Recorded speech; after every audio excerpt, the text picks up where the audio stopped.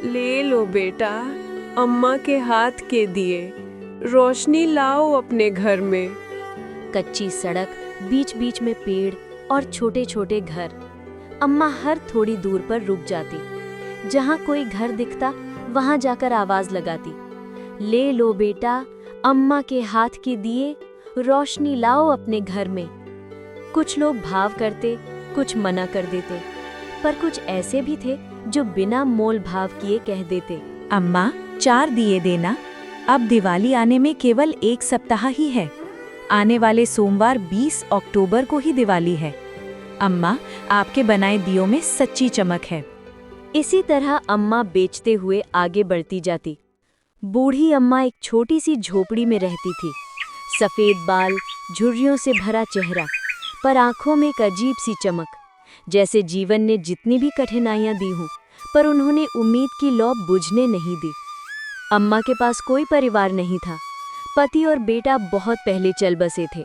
साथ में बस एक साथी था, उनका पालतू कुत्ता मोती। मोती हर वक्त अम्मा के साथ रहता। कभी रोटी का टुकड़ा बांटता तो कभी झोपड़ी के बाहर बैठकर उसकी रखवाली करता। बूढ़ी अम्मा पूरे साल मिट्टी के दिए बनाती थी। बरसात में मिट्टी गूंथती, धूप में सुखाती और फिर छोटे छोटे दिए बनाकर रंगती थी। उसके हाथ कांपते थे, लेकिन दिल में एक ही बात थी, जब तक सांस है तब तक मेहनत भी होगी। दिवाली आने वाली थी। गांव में हर कोई अपने घर की सजावट में लगा हुआ था। अम्मा ने भी सवेरे सवेरे उठकर अपने मिट्टी के दियों को टोकरी में रखा, ऊपर एक पुराना कपड़ा ढक दिया और बोली, चल मोती, आज बाजार चले, शायद आज कुछ अच्छे पैसे मिल जाएं। मोती अपनी पूंछ हिलाता हुआ झोपड़ी से निकल पड़ा। गांव से बाजार तक का रास्ता लंबा था। कच्ची सड़क, बीच बीच में पेड़ और छोटे छोटे घर। अम्मा हर थोड़ी दूर पर रुक जाती। जहाँ कोई घर दिखता वहाँ जाकर आवाज लगाती, ले लो बेटा, अम्मा के हाथ के दिए, रोशनी लाओ अपने घर में। कुछ लोग भाव करते, कुछ मना कर देते, पर कुछ ऐसे भी थे जो बिना मोल भाव किए कह देते, अम्मा 4 दिए देना, अब दिवाली आने में केवल 1 सप्ताह ही है। आने वाले सोमवार 20 अक्टूबर को ही दिवाली है। अम्मा, आपके बनाए दियों में सच्ची चमक है। हर बार जब कोई दिया बिकता, अम्मा के चेहरे पर मुस्कान खिल जाती और मोती अपनी पूंछ हिलाकर जैसे खुशियां बांटता। जब अम्मा बाजार पहुंची तो चारों ओर दियों की दुकानें थी। कहीं बिजली की लाइटें चमक रही थी, कहीं प्लास्टिक के सजावटी सामान बिक रहे थे। लोग उन आधुनिक चीजों में खो गए थे। किसी को मिट्टी के सादे दियों की जरूरत नहीं थी। अम्मा ने सड़क के किनारे अपनी छोटी सी टोकरी रखी और अम्मा वही अपना पुराना राग से, ले लो बेटा, अम्मा के हाथ के दिए, रोशनी लाओ अपने घर में, बार बार बोलती रही। लेकिन आज किस्मत में शायद कुछ खास नहीं था।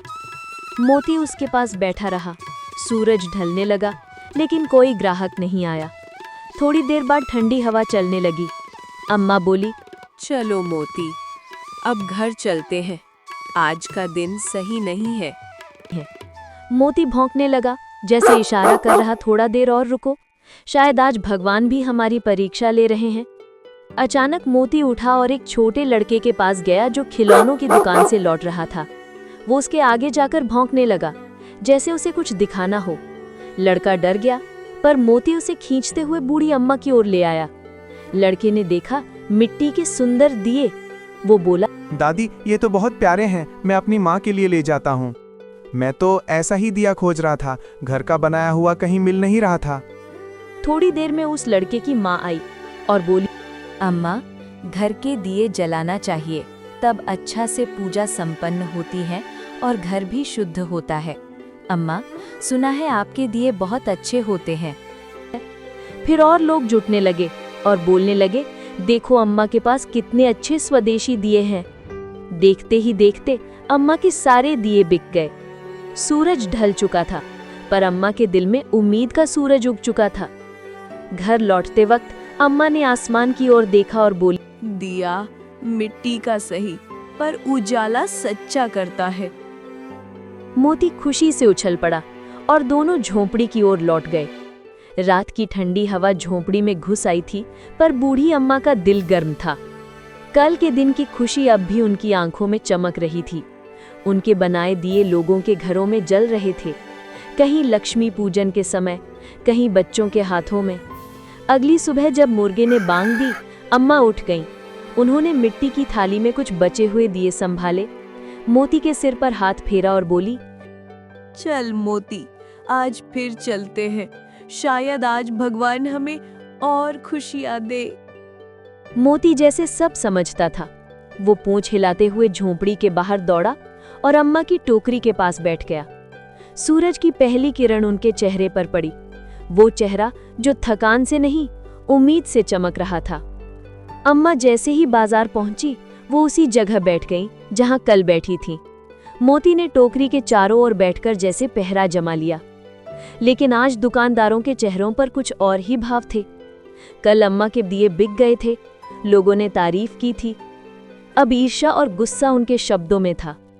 एक दुकानदार ने चिल्लाकर कहा, अरे बुढ़िया, कहा था ना यहाँ बैठना मना है, अब चल उठ। कहाँ से उठ के लोग आ जाते हैं, जा कहीं और जगह देख, और ये अपना कुत्ता को भी भगा। दूसरा बोला, कल का दिन नसीब था तेरा, आज यहाँ नहीं बैठेगी। ये जगह हमारी दुकान के सामने है, नहीं तो अच्छा नहीं होगा। जितना जल्दी हो अपना सामान यहाँ से खाली कर। अम्मा ने शांति से कहा, बेटा, मैं बस थोड़ा किनारे बैठ जाती हूँ, किसी का रास्ता नहीं रोक रही, भगवान का नाम लेकर आई हूँ। बाबूजी, हमारे पास अच्छे से घर भी नहीं है और ना ही खाने को कुछ अनाज। यदि कुछ पैसे आए तो थोड़े बहुत अनाज खरीद लूंगी। पर दुकानदारों को मानो इंसानियत भूल गई थी। एक ने आकर टोकरी को धक्का दे दिया, कुछ दिए जमीन पर गिरकर टूट गए। मोती जोर से भौंका, अम्मा के हाथ कांप गए, आंखों से आंसू निकल। बेटा, क्यों तोड़ दिया? ये मिट्टी नहीं, मेरी मेहनत थी। हम ये दिए बनाने के लिए कितने दिनों से मेहनत कर रहे थे। अम्मा के हाथ कांप गए, आंखों से आंसू निकल आए। लोगों का छोटा सा झुंड वहां इकट्ठा हो गया। बात बढ़ने लगी, शोर, गाली गलौज और धक्का मुक्की। सड़क जैसे इंसानियत से खाली हो गई थी। तभी भीड़ को चीरते हुए एक आवाज आई, क्या हो रहा है यहाँ? क्यों सभी लोग हल्ला किए जा रहे? गांव का नया थानेदार इंस्पेक्टर अर्जुन सिंह वहां पहुंचा था। वो अपने पुलिस के कपड़ों में था। उसके चेहरे पर सच्चाई और सख्ती दोनों झलक रही थी। उसने चारों ओर देखा। एक बूढ़ी औरत जिसके हाथों की मिट्टी अब जमीन में बिखर गई थी, एक कुत्ता जो भौंकते भौंकते थक गया था, और कुछ दुकानदार जो अपने लालच में अंधे हो गए थे। कौन है जिसने इस औरत की टोकरी गिराई? औरत की सम्मान करने नहीं आता है क्या? आप लोग अपने घर में बुजुर्ग से ऐसे ही पेश आते हैं क्या? सन्नाटा छा गया। दुकानदार एक दूसरे का मुंह देखने लगे। बोलो, किसने ये किया? ऐसी नीच हरकत किसकी है? बोलो जल्दी, नहीं तो सब जाओगे जेल। इंस्पेक्टर की आवाज गूंज उठी। एक दुकानदार डरते हुए बोला, साहब, हमने तो बस जगह खाली करने को कहा था। हम लोग यहाँ प्रतिदिन दुकान लगाते हैं, लेकिन खुद ही। बस करो, ये औरत मेहनत कर रही है, भीख नहीं मांग रही। जिस मिट्टी से ये दिए बनाती है, उसी मिट्टी में तुम सबका घर भी बनेगा, और एक दिन हम सभी को इसी मिट्टी में मिल जाना है। फिर भी आपस में इतनी लड़ाई झगड़े क्यों? सबकी नजरें झुक गईं। मोती धीरे धीरे शांत हुआ और अम्मा के पास जाकर बैठ गया। इंस्पेक्टर ने अम्मा की टोकरी उठाई, टूटे हुए दियों को संभाला और कहा, अम्मा, आप यहीं बैठिए, अब से कोई आपको हटाएगा नहीं। यदि किसी ने ऐसी हरकत सोची तो खैर नहीं होगा, और ये सब माफी मांगो इनसे। दुकानदार एक एक करके अम्मा के पैरों के पास आ गए। किसी ने कहा, अम्मा, हमें माफ कर दो, लालच में अंधे हो गए थे। दूसरा बोला, आपके हाथों के दिए ही असली रोशनी है। अम्मा ने आंसू पोंछते हुए कहा, बेटा, माफी की जरूरत नहीं, बस अगली बार किसी गरीब की मेहनत मत तोड़ना। उस शाम बाजार में एक नया नजारा था। वही दुकानदार अब अम्मा के पास बैठे थे। उनमें से एक ने कहा, अम्मा, ये लीजिए हमारे तरफ से मिठाई। दूसरे ने एक सुंदर नई साड़ी दी और बोला, दिवाली है अम्मा, आपको भी त्योहार की तरह मनाना चाहिए। गांव के लोग इकट्ठा हो गए। बच्चे तालियां बजा रहे थे और मोती खुशी से उछलता हुआ सबके बीच दौड़ रहा था। अम्मा ने टोकरी के आखिरी दिए उठाए और आसमान की ओर देखा। हे भगवान, आज मेरे दिए सच में रोशनी बन गए। सामने वही लड़का बाइक से आया जो कल उनके दिए खरीदने वाला पहला ग्राहक था। वो मुस्कुराया और बोला, अम्मा, आज तो पूरा गांव आपके दियों से जगमगा रहा है। अम्मा हंसी, आंखों में आंसू थे लेकिन दिल हल्का था। बेटा, दिया छोटा हो या बड़ा, अगर सच्चाई से जलाया जाए तो वो हर अंधेरा मिटा देता है। उस रात पूरे गांव में रोशनी थी। हर घर में अम्मा के बनाए दिए जल रहे थे। लोग कहते, इन दियों में सिर्फ तेल नहीं, अम्मा के आशीर्वाद की रोशनी है। मोती अम्मा के पास बैठा आसमान की ओर देख रहा था। तारों की झिलमिलाहट जैसे उन दियों से बात कर रही थी। अम्मा ने मुस्कुराकर कहा, मोती, देख, भगवान ने कहा था ना, मेहनत कभी व्यर्थ नहीं जाती। झोपड़ी के बाहर एक दिया जल रहा था, जिसकी लौ हवा में झूमती थी, पर बुझती नहीं थी, क्योंकि वो बूढ़ी अम्मा के हौसले की लौ थी, जो सच्चाई, मेहनत और इंसानियत से जलती रही।